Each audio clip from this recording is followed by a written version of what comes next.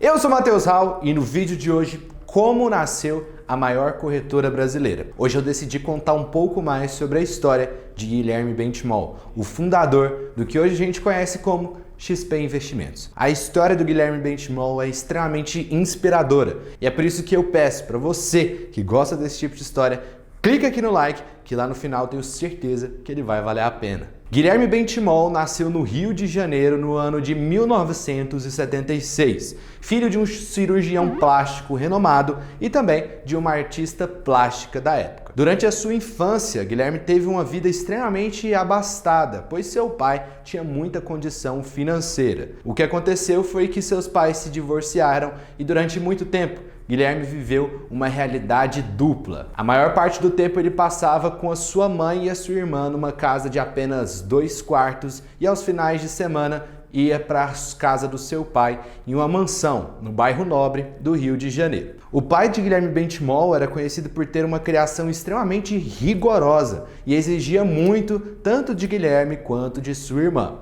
Por esse fator, Guilherme estudava em uma escola de gente rica, mas não levava essa vida no cotidiano. Na vida escolar, Guilherme não era um grande destaque, tirava notas boas em matemática e empurrava com a barriga com as demais. E a sua grande paixão de infância e pré-adolescência era o tênis, de maneira semelhante ao Jorge Paulo Lema. Apesar disso, ele não teve a autorização de seu pai de focar na carreira de tênis, pois seu pai acreditava que o futuro pertencia àquelas pessoas com formação tradicional e que o esporte não dava dinheiro no final das contas. Por esse motivo, Guilherme passou por uma espécie de crise existencial até descobrir aquilo que ele realmente queria fazer. Olhando uma revista, ele acabou tendo contato com a história de um dos fundadores do Banco Pactual, que hoje a gente conhece como BTG Pactual. O primeiro contato foi com uma revista Exame e a capa da revista chamou a atenção e brilhou os olhos do pequeno Guilherme Benchimol. A capa dizia o seguinte: na década perdida, Luiz Fernandes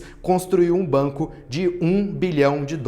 E a reportagem da revista Exame contava a história de como Luiz Paulo Guedes, o nosso atual ministro da Economia, e André Jakurski construíram uma fortuna bilionária por meio do BTG Pactual em apenas 10 anos. Essa oportunidade de mudar de vida fez com que o Guilherme enxergasse no mercado financeiro uma forma de enriquecer rapidamente. Por conta disso, então, ele se decidiu, queria fazer faculdade de economia. E aqui a gente entra em outro ponto de inflexão na vida de Guilherme Benchimol. As faculdades com maior destaque, que davam maior renome para os profissionais daquela área, eram as universidades particulares, FGV e PUC do Rio de Janeiro. Então ele começou a conversar com o pai dele sobre a chance de vir a estudar nessas universidades. Mas o pai dele cortou isso da sua cabeça e disse: se tem uma faculdade pública, você vai estudar na faculdade pública. E aí Guilherme Benchimol passou na UFRJ.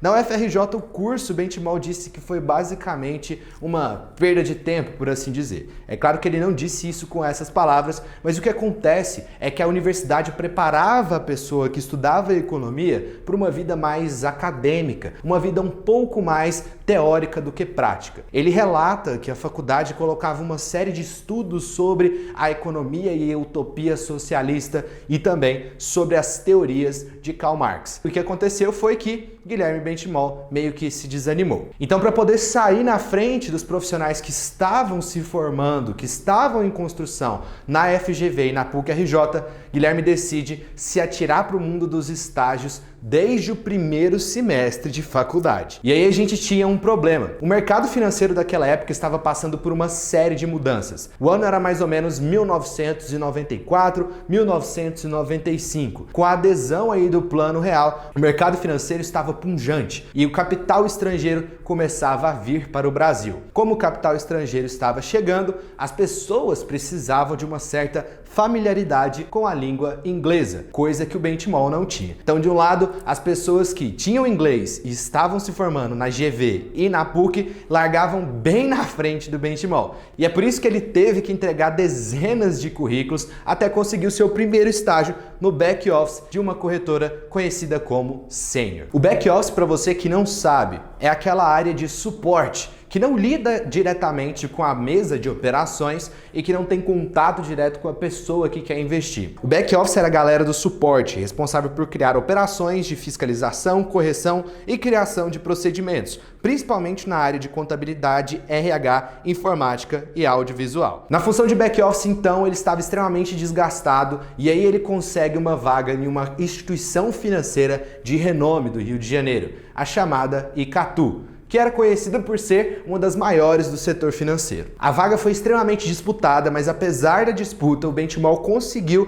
agarrar aquela oportunidade com as unhas e dentes. Mas no final das contas, o emprego não era aquilo tudo que ele imaginava. Ele tinha que trabalhar cerca de 12 horas por dia, das 9 às 8 da noite. E tinha um outro problema. A sua aula na faculdade terminava apenas às 11h45 da manhã. Então ele acabava tendo que faltar a aula e adiar, assim, a sua formação. Pegar um número reduzido de matérias. A rotina era extremamente estressante, fora que o salário, a remuneração que ele recebia era menor do que na sênior. Mas a sua oportunidade de trabalhar numa instituição de renome estava cravada. Um belo dia, o Benchimol consegue finalmente uma chance de entrar na mesa de operações. E aí, o seu chefe coloca ele na mesa e fala, ó, é simplesmente você mandar uma ordem de compra, quando for uma ordem de compra, mandar uma ordem de venda, quando for uma ordem de venda. E o que aconteceu? O pequeno Benchimol mandou uma ordem de venda no lugar de uma de compra e deixou um cliente extremamente insatisfeito e com isso nunca mais teve a oportunidade de participar de uma mesa de operações na Icatu. Benchimol ficou arrasado e aí conseguiu achar uma oportunidade de empreender de maneira paralela. Mantendo a sua rotina de estudos e o estágio na Icatu, ele achou uma chance de ser representante de uma máquina de limpezas a vapor italiana que chegava no Brasil e precisava de pessoas para poder fechar contratos e vender essas máquinas. Por falta de capital e por falta de tempo, essa foi a segunda vez que Benchimol considerava-se um fracasso, porque ele não conseguiu tocar a empresa e acabou quebrando, digamos assim. Se você acha que não dá para ficar pior, o que aconteceu? A rotina frenética de trabalho, estudo e empreender fez com que o Guilherme fosse de mal a pior na faculdade. E o seu pai, um cara extremamente rigoroso com os estudos, acabou descobrindo e forçou o Benchimol a largar o estágio na Icatu e focar somente nos estudos. Bem, daí pra frente, em 1999, Guilherme Benchimol se forma, pronto para poder começar no mercado financeiro e a ganhar dinheiro à torta direita, certo? Bem, não. 6 meses sem conseguir um emprego, ele finalmente consegue uma vaga numa espécie de startup conhecida como Intershop, que era uma empresa dentro do Banco Bozano. Naquela época, essa empresa tinha uma proposta extremamente inovadora de unir tecnologia e investimentos com a plataforma própria para poder revolucionar o mercado financeiro. A expectativa para com as empresas de tecnologia eram extremamente altas e por isso o Benchimol viu ali uma grande oportunidade de enriquecer. Ele era o 13º indivíduo chamado para aquela instituição e viu a oportunidade de ganhar muito dinheiro com a proposta disruptiva dessa startup dentro do Grupo Bozano. As próprias pessoas do mercado financeiro avaliavam a Intershop como uma revolução. E essa foi justamente a época que aconteceu a crise das .com. A crise das .com aconteceu no período de 1995 até o ano 2000, onde as empresas de tecnologia eram a grande sacada do momento. Era só você colocar tecnologia no nome que a empresa subia de uma hora para outra em níveis de cotação. O que acontece é que toda bolha tende a estourar. E com a bolha das .com não foi diferente. Começou nos Estados Unidos e sofreu reflexos no Brasil por conta de corte de gastos. O jovem Benchimol recém-formado acabou sendo demitido. E aí estava Benchimol com 24 anos, muita experiência nas costas, mas nenhum emprego e nenhum dinheiro. Esse dia, Benchimol conta que foi de extrema depressão e ele ficou 3 dias enfurnado no quarto. Os familiares cobravam dele, o pai dele cobrava, todo mundo ficava na cabeça do Benchimol. Porra, 24 anos ainda não tá ganhando dinheiro, ainda não tá numa carreira promissora, ainda não fez o MBA, e aí, o que vai acontecer? Num surto ali, Benchimol acaba colocando tudo aquilo que ele tem no bolso e no seu carro, que ele tinha ganhado de seu pai assim que se formou, Show e parte rumo a Porto Alegre. Em busca de novos ares e em busca de se tornar uma pessoa independente, fora da influência familiar, você mesmo deve ter passado por essa situação alguma vez na sua vida, ele vai em direção a Porto Alegre e utiliza de todo o seu networking que ele construiu, tanto na Intershop, quanto na Icatu, quanto na Sênior, e conhece um cara chamado Carlos Corá da Direcional, e aí consegue convencer o cara a ser um agente autônomo de investimentos e ser uma pessoa plugada na corretora para trazer clientes para a corretora e assim ganhar uma comissão. Bem, se você estuda sobre o mercado financeiro, sabe como agente autônomo funciona. A proposta era extremamente boa, mas o que aconteceu foi que o Carlos decidiu trazer o Benchimol mais como um empregado do que um agente autônomo, do que um empreendedor. A Direcional naquela época começava a traçar um rumo muito diferente do restante do mercado. Eles buscavam transformar as pequenas corretoras em agentes autônomos ligados à Direcional. E aí o Benchimol vê a oportunidade de empreender novamente. O nome do sócio era o Marcelo Maisonave. Eles precisavam de um nome para o negócio que estava em fase inicial, e aí o Marcelo pergunta para o Guilherme o seguinte: e aí, que nome a gente coloca? E ele responde: mano, coloca qualquer coisa, bota aí XPTO. E dando a limpada, eles convenceram um ao outro do nome XP Investimentos, criando em 2001 a empresa que viria a revolucionar o mercado de investimentos do Brasil.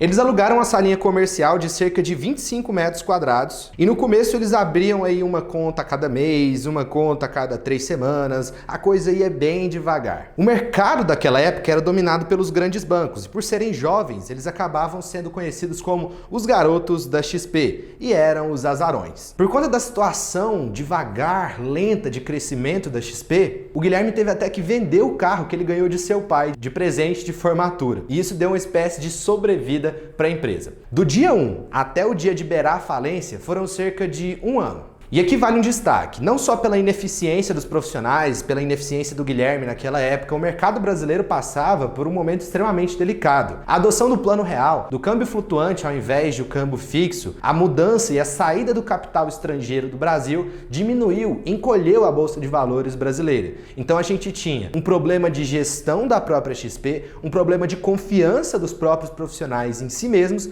e um problema do cenário econômico, do mercado de atuação que a XP estava. E aí, observando o mercado, eles descobriram a seguinte coisa: o brasileiro que não investe, além de falta de segurança e de medo de perder o seu dinheiro na renda variável, não investe também por falta de conhecimento, por saber os produtos financeiros que aquela pessoa pode ter acesso. E aí eles decidem criar um curso de investimentos. Essa ideia foi extremamente disruptiva, porque a intenção do Benchimol era fazer uma esteira de aquisição do cliente. Primeiro ele entregava conhecimento, a pessoa conhecia sobre bolsa de valores, e aí a primeira empresa que eles iriam lembrar na hora de investir certamente era a XP. Não deu outra. Eles tentaram e conseguiram criar um curso de bolsa de valores para iniciantes. Contrataram um professor, gastaram uma grana e investiram em publicidade, tanto em jornais como panfletagem. O próprio Guilherme Benchimol entregava panfletos para as pessoas participarem do curso.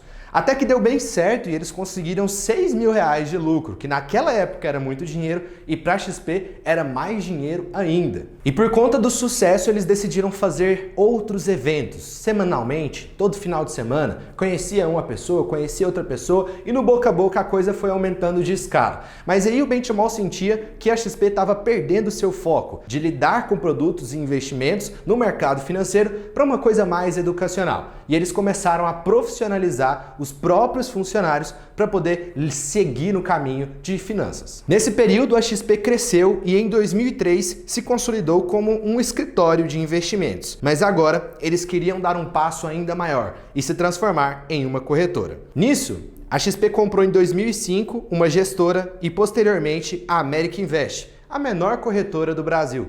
E daí pra frente a empresa continuou com um perfil extremamente agressivo, mas cortando custos a qualquer preço. Era uma empresa extremamente enxuta, as operações eram extremamente baratas, eles trabalhavam com o mínimo do mínimo do mínimo, porque, como eu disse pra vocês, o cenário era incerto. E nesse período a XP cria a grande ideia que foi o segundo pontapé que fez a XP crescer. Ao decorrer da história você vai ver que o Guilherme Benchimol tem 2, 3 falências, 3 momentos de se perder, mas também ele como empresa e como XP XP, também como pessoa, possuem 3 pontos de pivotagem, onde as coisas começam a dar certo. O primeiro foi no ramo de educação e no segundo foi na adoção do modelo de partnership. O modelo de partnership consiste em transformar pessoas estratégicas, funcionários, em sócios, para que eles promovam a cultura da empresa e sejam também sócios. Imaginem o seu cotidiano como dono da empresa. Isso faz as coisas crescerem numa escala muito mais rápida e motiva a equipe a andar cada vez mais unida com um objetivo mais claro. Desse ponto de partida, a empresa recebeu o aporte de fundos de investimento, adquiriu a Dynamo e transformou o dono da Dynamo em sócio, transformou uma série de pessoas estratégicas em sócios e foi crescendo cada vez mais. E aqui a XP começa a incomodar o mercado, chamando a atenção de uma série de bancos e players importantes. Como tudo ia muito bem, o ano chega, 2008. Crise do subprime, e a XP se ferra mais uma vez, corta gastos e necessita de uma terceira ponta de pivotagem para poder crescer muito. E aí eles descobrem um modelo que deu muito certo nos Estados Unidos, que é da corretora a Charles Schwab. O seu dono, que também leva o mesmo nome, Charles Schwab, criou o conceito de shopping de investimentos, ou seja, transformar ali uma corretora em uma espécie de mercado, onde uma pessoa consegue ter acesso a diversos investimentos, como fundos imobiliários, fundos promovidos pela própria empresa e também renda fixa e, além disso, diminuindo as taxas para se investir em ações. Bem, essa história você conhece e o que aconteceu daqui para frente foi extremamente inovador. A XP, focando na aquisição do cliente por meio da educação, cria o portal Infomoney, cria diversos cursos e eventos como a Expert, cria a Rico, cria a Clear para com taxa zero fornecer o melhor investimento ali para as pessoas e populariza o investimento em ações em diversas frentes. Como consequência, o Itaú Unibanco se torna sócio da empresa em 2017, pagando uma bagatela aí de cerca de 6 bilhões. E aí, transformando o capital cada vez maior, a XP vai lá, realiza o seu IPO na Nasdaq, onde ele coloca a bandeira lá do Senna, essa imagem muito foda que você está vendo na tela, e se transforma num bilionário. A história do Benchimol está extremamente correlacionada com a história da XP Investimentos. E o próprio Benchimol escreveu um livro que eu aconselho que você leia, que é o Na Raça, mostrando como as coisas na XP funcionaram de maneira extremamente calculada, mas extremamente dolorosa. O Benchimol foi fracasso, conhecido como fracasso pela sua família, teve uma série de problemas na sua vida pessoal, mas mesmo assim não desistiu e cresceu a qualquer custo. E hoje é um dos maiores bilionários do Brasil,